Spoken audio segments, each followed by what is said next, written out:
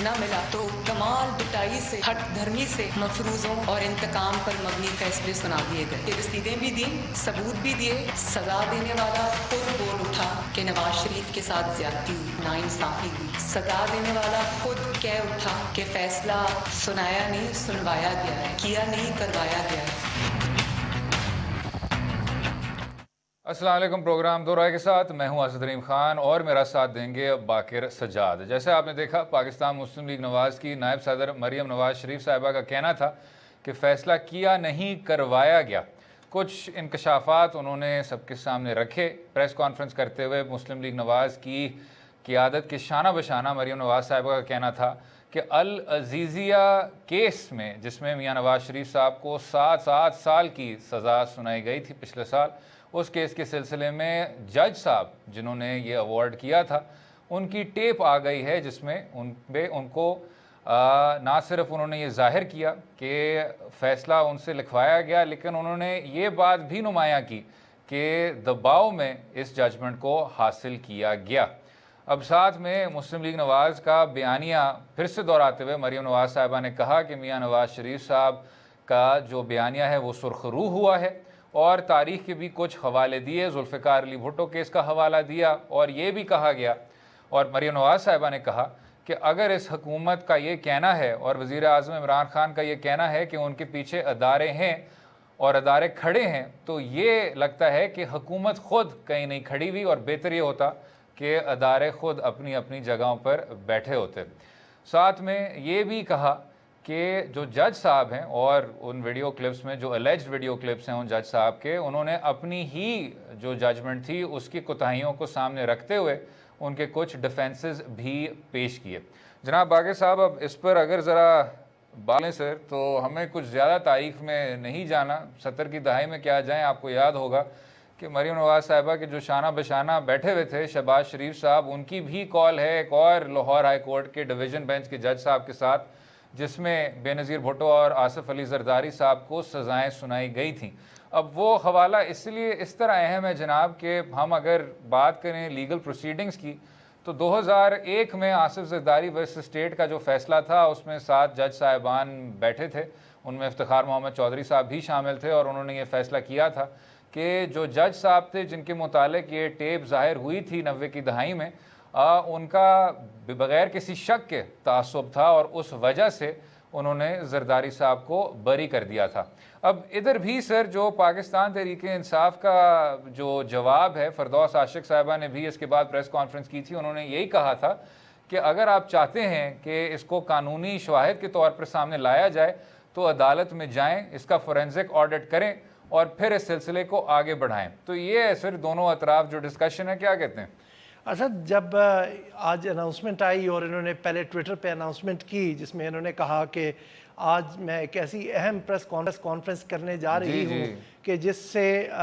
लोगों की जो ज़िंदा भी हैं और इस दुनिया से चले भी गए हैं और उनकी इज़्ज़त पर हर्फ आया है या उनके ख़िलाफ़ गलत फ़ैसले हुए हैं तो वो दुरुस्त हो जाएंगे, मैं ऐसी है प्रेस कॉन्फ्रेंस करने जा रही हूँ तो मुल्क का जो किबला है वो दुरुस्त हो जाएगा। तो एक दफ़ा वो एक एक्साइटमेंट पैदा हुई, लेकिन जब मैं बैठा उनकी प्रेस कॉन्फ्रेंस देखने के लिए तो यकीनन जैसे आपने ज़िक्र किया कि मुझे फ़ौरन वो चीज़ याद आई जब जस्टिस क़य्यूम की वो टेप्स थी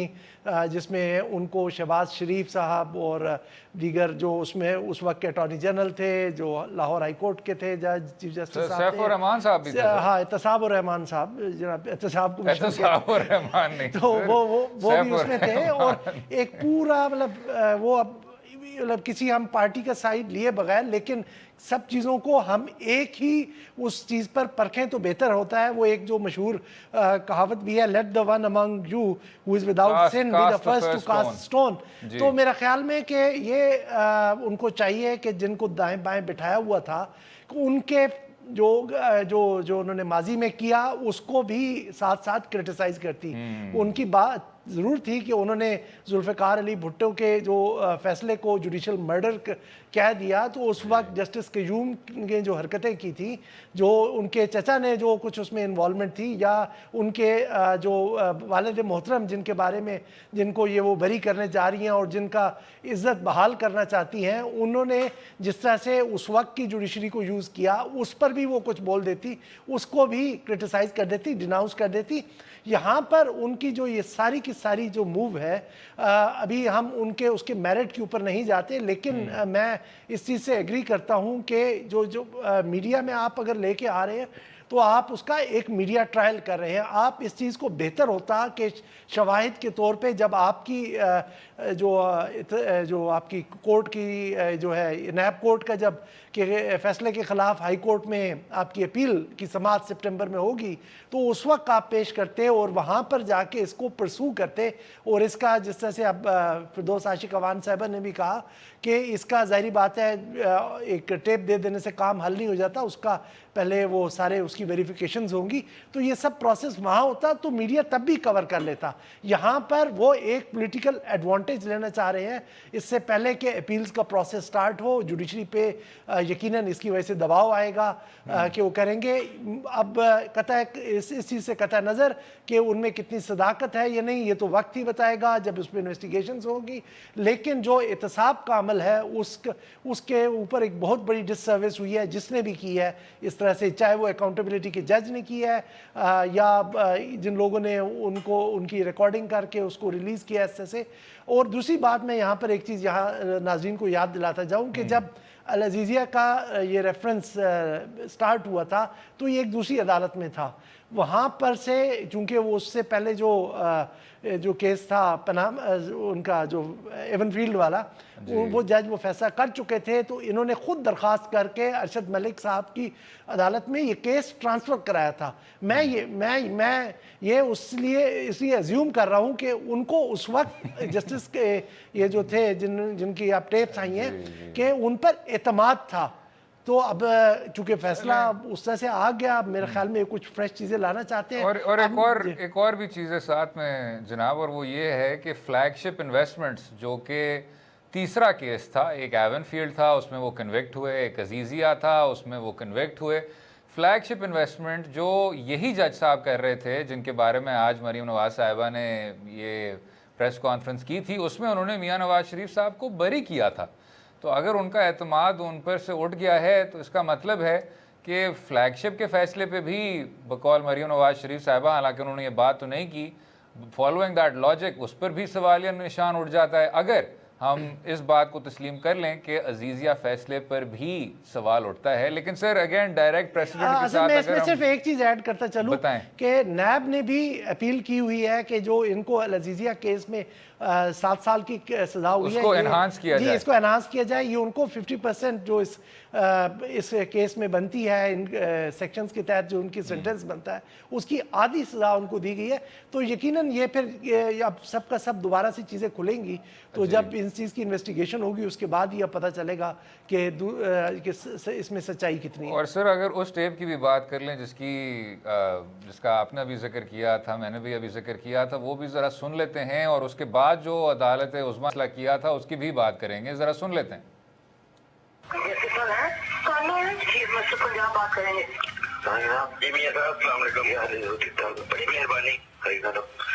सुनाओ बात थोड़ी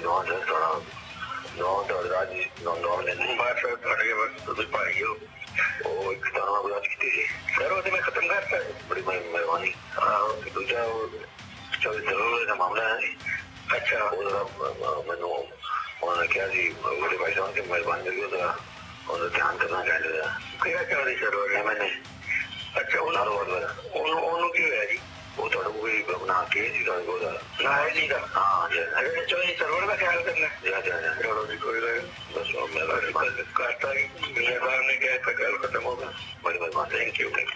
इसमें जनाब कई और भी टेप्स हैं, सैफुर रहमान साहब के साथ भी हैं, और यहाँ तक कि जो टर्म ऑफ इम्प्रिजनमेंट है उस पर भी हैगलिंग की जा रही थी कि जी 10 साल तो कोई भी नहीं देता, 7 साल दे दें। बहरहाल बाकर साहब, ये जो टेप थी اس کے بنیاد پہ ہی سارا کیس لڑا گیا تھا زرداری ورسز اسٹیٹ. زرداری صاحب کو سزا تو ہو گئی تھی لیکن عدالت عظمیٰ میں جب اس 7 ممبر بینچ کے سامنے انہوں نے اپنا کیس پیش کیا تھا, دونوں اطراف بیسک پوائنٹ یہ تھا کہ ان ٹیپس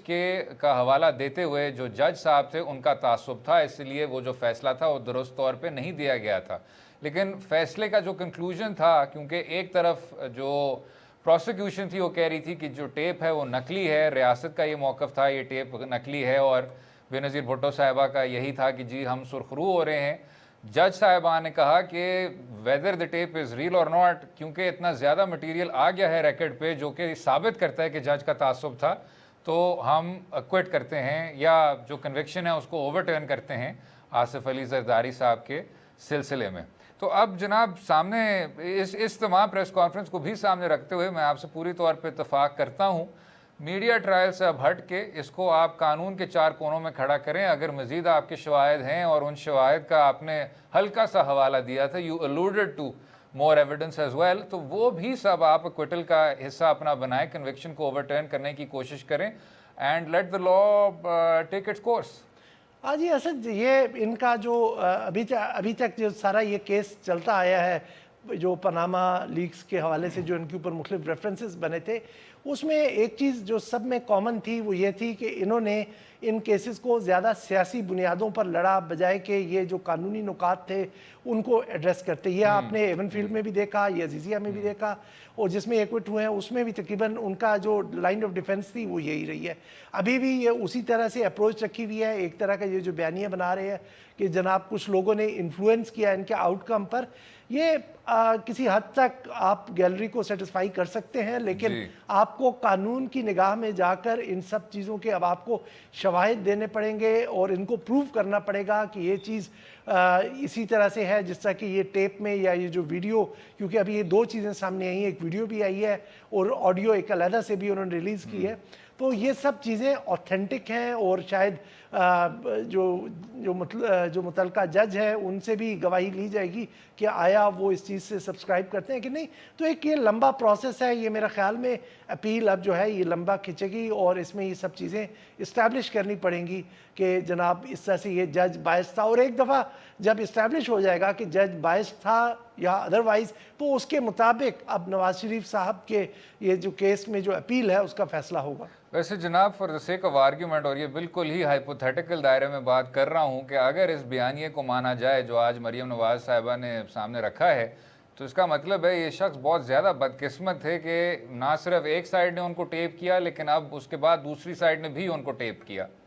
یہ تو میرے خیال میں وہ کہتے ہیں کہ لوگ ایک دفعہ ہی ایک سراغ سے ڈسے جاتے ہیں, یہ شاید بار بار ڈسے جانے کے عادی تھے, کیونکہ آپ جیسا بتا رہے ہیں کہ پہلے کسی اور نے ان کو ٹیپ کیا, پھر انہوں نے ان کو ٹیپ کیا. ابھی جب یہ اس میں یہ پروسیڈنگز اس کے اوپر ظاہری بات ہے اب انہوں نے ایلیگیشن لگا دیا ہے, تو اس کے اوپر انویسٹیگیشنز ہوگی, تو اللہ جانے کو ان کو اور بھی ٹیپ کر کے دوبارہ سے بلیک میل نہ کر. بہتر ہے کہ اب یہ جو ٹیپنگ کا سلسلہ ہے اس کو ختم کیا جائے. اگلے حصے میں بات کریں گے اسی حزب اختلاف کی اور ریبر کمیٹی کے کچھ فیصلوں کی. پاکستان تحریک انصاف کا کیا بیانیہ ہے اس پر بھی بات کریں گے. Stay with us.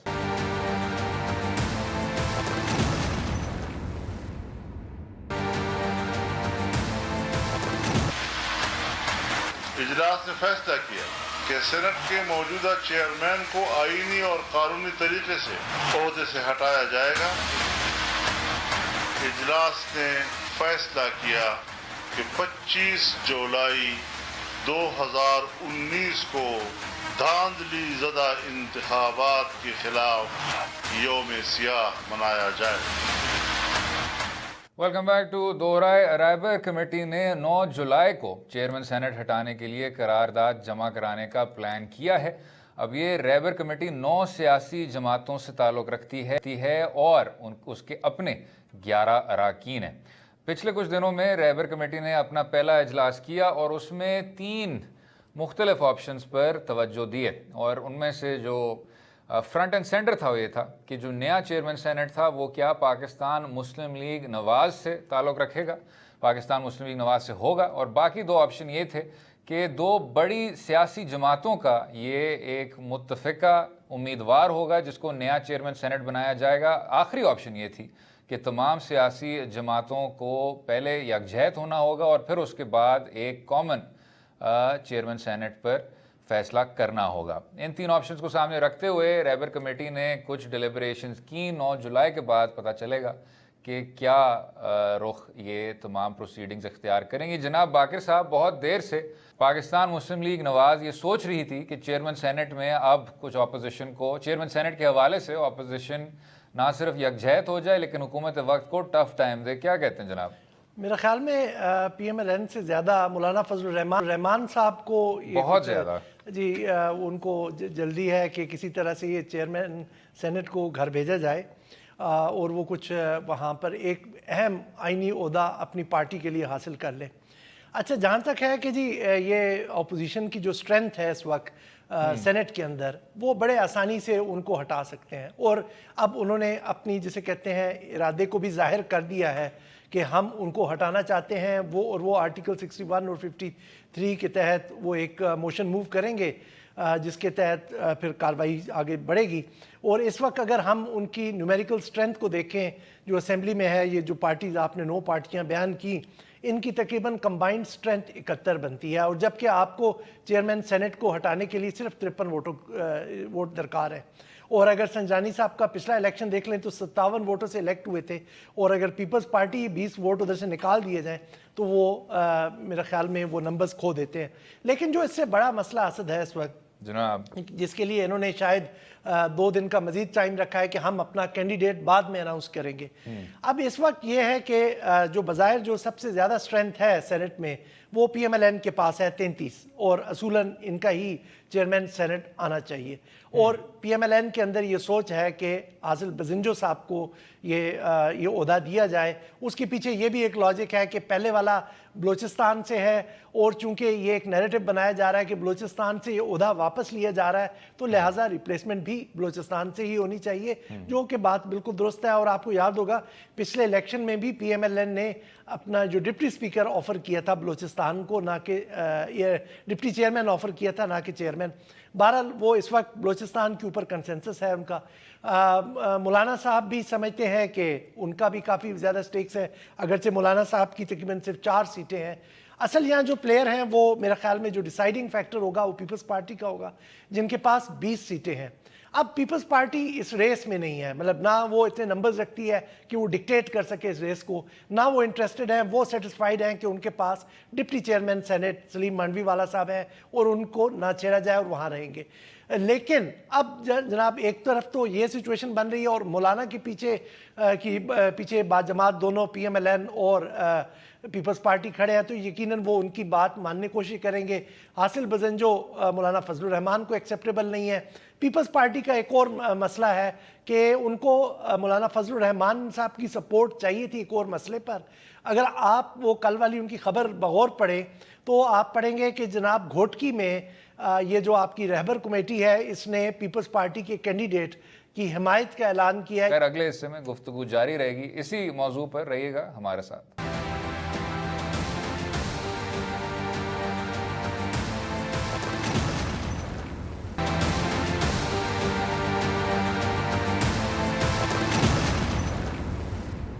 Welcome back to دو رائے۔ بات کر رہے تھے رہبر کمیٹی کی، لیکن حزب اختلاف نے ساتھ میں ایک اور اہم اعلان کیا اور یہ کہا کہ 25 جولائی وہی دن جس دن پاکستان تحریک انصاف کو نہ صرف حکومت کے اختیارات سونپے گئے لیکن وہ بطور پاکستان کی سب سے بڑی سیاسی جماعت منتخب ہوئی، اپوزیشن نے اس کو یوم سیاہ کا دن منانے کا اعلان کیا ہے۔ جناب باقر صاحب، اگر سر آپ ان کے احتجاج پہ بھی آ جائیں، بے روزگاری، مہنگائی، ان تمام حوالوں سے اپوزیشن پروٹیسٹ بھی کرے گی، لیکن اس میں آپ کو کوئی خاص کامیابی دیکھنے کو ملتی ہے؟ آ رہے ہیں کہ وہ جو عوامی مسائل ہیں ان کے اوپر یہ بات کریں گے، لیکن یہ پھر جا کے انہی باتوں پر جا کے احتجاج کے لیے کالز دیتے ہیں جو ان کے نزدیک اہم ہیں، چاہے وہ اکاؤنٹیبلٹی کا پروسیس ہو یا ان کی جو آپ سمجھتے بنیادی اختلاف ہے پی ٹی آئی سے، کہ پی ٹی آئی نے آ کر ان کا جو سکسیشن کا جو ایک پروسیس تھا اس میں ڈسرپشن پیدا کی ہے کہ ایک پارٹی کے بعد دوسری پارٹی آ جاتی تھی۔ تو وہ کس طرح سے وہ آئے. اب ان چیزوں کو انویسٹیگیٹ ہونا چاہیے. یہ پارلیمنٹ کے اندر بیٹھ کے کیوں نہیں اس پہ ڈسکشن کرتے, کیوں نہیں اپنی بات چیت میں ایمفسائز کرتے کہ وہ جو پارلیمنٹری کمیٹی بنی تھی اس کا ابھی تک کوئی پیش رفت نہیں ہوئی, وہاں جا کے خاموشی اختیار کر لیتے. اور پارلیمنٹری کمیٹی سے پہلے بھی جناب آپ کو یاد ہوگا ایک وائٹ پیپر قوم کو ملنا تھا. اس وائٹ پیپر میں یہ تمام چیزیں انہوں نے لکھنی تھیں کہ 25 جولائی 2018 کو کیا کچھ ہوا, کس کے ساتھ دھاندلی ہوئی, وہ سسٹم کریش کیوں ہوا. اور اس سسٹم کے کریش کرنے کا حوالہ بھی پھر سے مریم نواز صاحبہ نے دیا تھا اور کہا تھا کہ جہاں کچھ ووٹ لکھے ہوتے تھے اس کے آگے پھر ایک زیرو آ گیا تھا. تو جناب اگر ہمیں یہ وائٹ پیپر کی شکل میں دکھا دیا جائے تو اس پہ کیا ایشو کیا ہے؟ اب ان کے پاس رہتا ہے کہ یہی ایجنڈا بچتا ہے کہ کسی طرح سے وہ ایک جسے کہیں کہ وہ میری نظر میں ایک اہم ایشو ضرور ہے, لیکن اب چونکہ ایک سیٹلڈ میٹر ایک طرح سے ہو چکا ہے, سال تقریباً گزر گیا, آپ نے بھی اس پہ اوپر چند وہ اپنے چھوٹے سے اجتماعات وغیرہ کر کے اور مختلف پریس کانفرنسز میں ابتدائی دنوں میں بات کر کے آپ خاموشی اختیار کر لی. کمیٹی نے پروگریس نہیں کی, آپ نے بھی کوئی ریمائنڈرز نہیں لگائے, آپ نے جیسا بھی کہا کہ وائٹ پیپر آپ نے لانا تھا وہ بھی نہیں لائے. اب یکدم ان کو یاد آئی ہے, کہتے ہیں کہ ہم تو ریزائن کر رہے ہیں ان کمیٹیوں سے. تو آپ پہلے ان کو ریمائنڈر تو لگاؤ بھائی کہ وہ کام کریں. میں صرف اس حد تک اختلاف کرتا ہوں, اور آپ تو یہی کہہ رہے تھے کہ بھائی ان کی وجہ سے یہ سیٹل میٹر بن گیا ہے, کہ سیٹل میٹر اس کو بننا نہیں چاہیے. حالانکہ مریم نواز صاحبہ کہتی ہیں کہ جی میاں نواز شریف صاحب سلیکٹ نہیں ہوئے تھے, 3 بار الیکٹ ہوئے تھے. تو اسی طرح جیسے 1990 کے انتخابات کا الیکشن یا سلیکشن بہت دیر بعد ثابت ہوا تھا, اسد درانی کا ایفیڈیوٹ ریکارڈ پہ آیا, اسلم بیگ کا بیان ریکارڈ پہ آیا,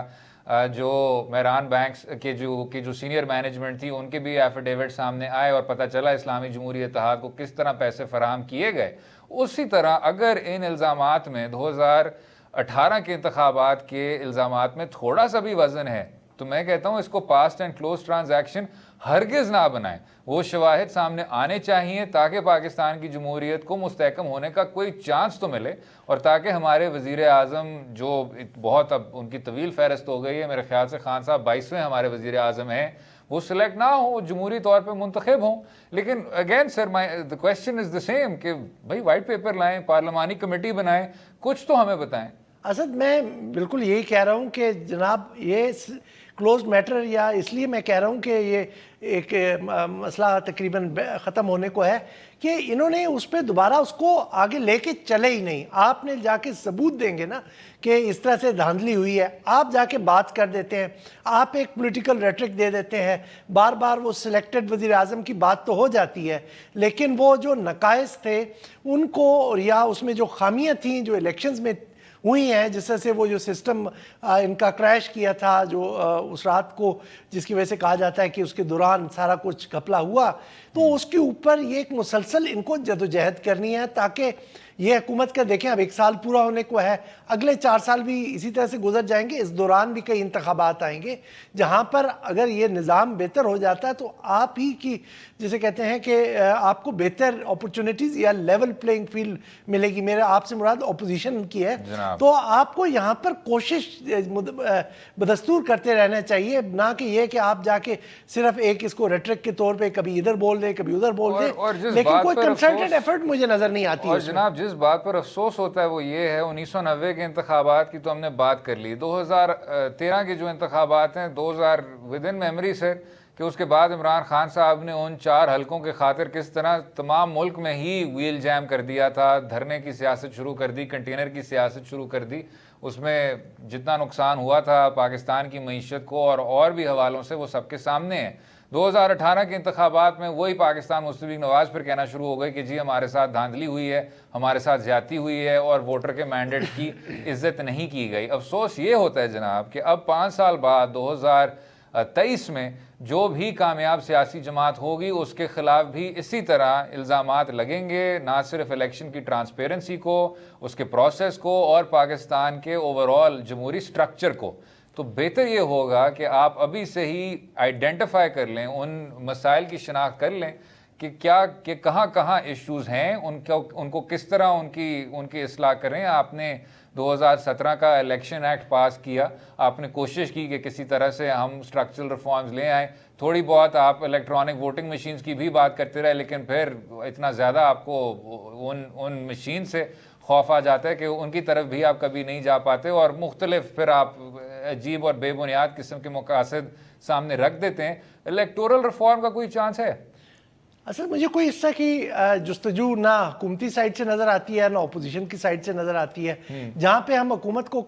اپوزیشن کو کرٹیسائز کر رہے ہیں کہ in like P T I کہ جس نے جو آپ نے بھی ابھی ذکر کیا کہ اپنے جو پچھلے 5 سال ان کے تھے اپوزیشن میں، وہ بدستور ایک ایجنڈا کو لے کے چلتے رہے. ہم ان سے متفق نہیں ہوتے کہ جناب جس طرح انہوں نے دھرنے دیے یا نظام زندگی کو مفلوج کیا یا حکومت کی جو نظم و نسق میں روڑے اٹکائے، وہ ایک بالکل شدت پسندانہ رویہ تھا. اس سے بہتر ہم کہہ رہے ہیں کہ جناب آپ پارلیمنٹ میں کریں. لیکن اب دوسری طرف حکومت کو آپ دیکھ لیں، آپ الیکٹرل ریفارمز کو تو پرسو نہیں کر رہے. پھر سے یہ ایک یکدم سے کمیٹی بیٹھے گی اور ہمیں پتہ چلے گا کہ وہ الیکشن آرڈیننس یا وہ الیکشن رولز آ گئے ہیں 2000، اب اگلا کب ہونا ہے الیکشن ہمارا، تو وہ اس کے آ جائیں گے کہ جی یہ کمیٹی کے فیصلے ہیں اور اس پہ پھر سے وہ شارٹ کمنگز آ جائیں گی. لیکن جو بنیادی آپ کو اصلاحات کرنی ہے، آپ نے دیکھا ہوگا جیسے اصغر خان کیس میں یہی پارٹی جو پاکستان تحریک انصاف ہے اس وقت بالکل بڑے شد و مت سے کہتی آئی تھی کہ جناب اس کو ایک لاجیکل کنکلوژن پہ جانا چاہیے. ابھی جب وہ کیس لگا تو ان کے جو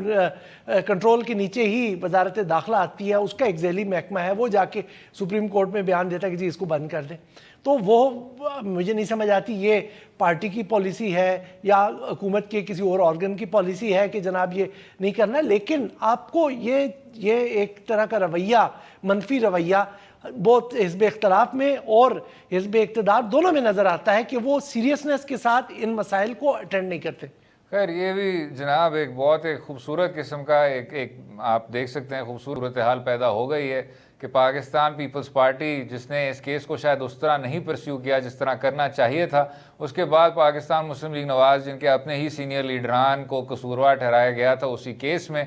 ان کے بارے میں پاکستان تحریک انصاف کی لیڈرشپ کہتی تھی کہ اصغر خان کیس کو ہم منزل تک لے کے جائیں گے. آج پی ٹی آئی کی اپنی انٹیریئر منسٹری کہتی ہے کہ اس کیس کو کلوز کیا جائے اور 1990 کا جو سوالیہ نشان ہے وہ تاریخ بھر سوالیہ نشان ہی رہے. اگلے حصے میں بات کریں گے کچھ عالمی سطح کی اور عمران خان صاحب کے امریکہ کے دورے کی. رہیے گا ہمارے ساتھ.